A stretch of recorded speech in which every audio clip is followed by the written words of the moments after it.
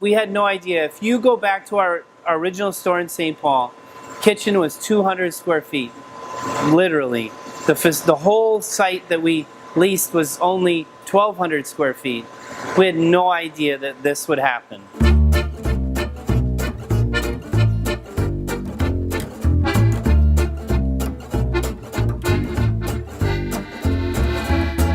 We met at Hamlin University, a local college.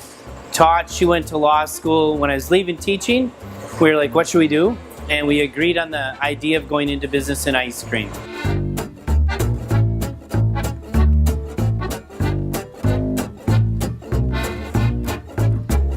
So we bought a book online, authored by Malcolm Stogo, and then we took the Carpigiani class with Luciano Ferrara. The best piece of advice we ever got was from Luciano.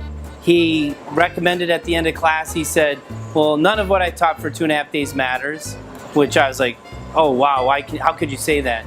He said, what really matters in the frozen dessert business is that you smile and give tastes. And when he said that, I knew I could smile. And the taste thing got me pretty nervous, because if I was going to an ice cream shop, I would never ask for a taste, because it was too decadent or too moochy. And I want to get anything for free.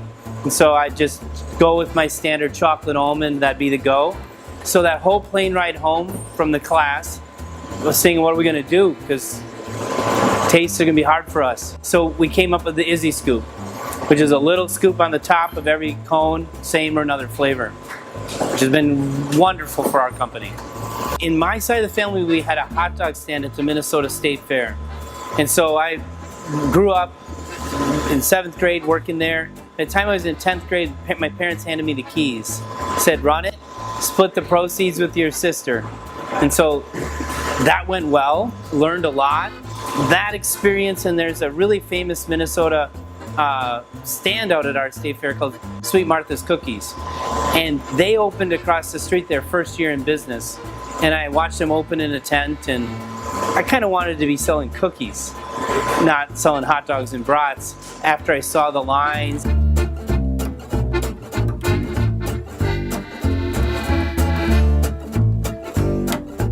There were no test batches, no trial and error. It was like, make these 32 flavors, open the door, sell ice cream. The lines are amazing.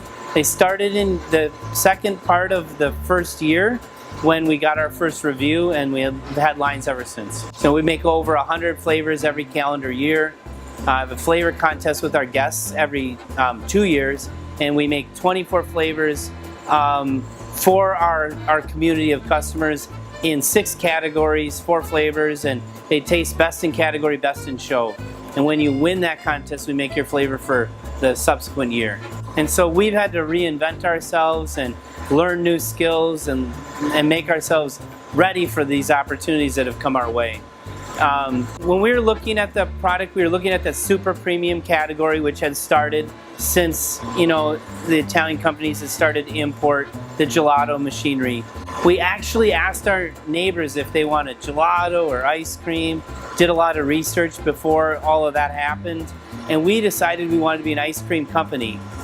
But by using the Carpigiani and the gelato style machines, we're able to put in less air and have a really dense, super premium product. Our product's up around 16% butterfat. And so this really allowed us to make ice cream in this category, generally understood to be super premium. We really like how user-friendly the ice cream machines are.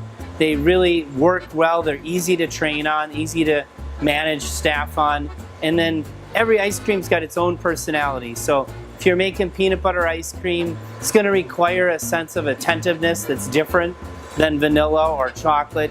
And so we're able to train all of those elements with our staff, and this machine's just been fantastic for us. I mean, the machine behind me right now is our original. It's 16 years old.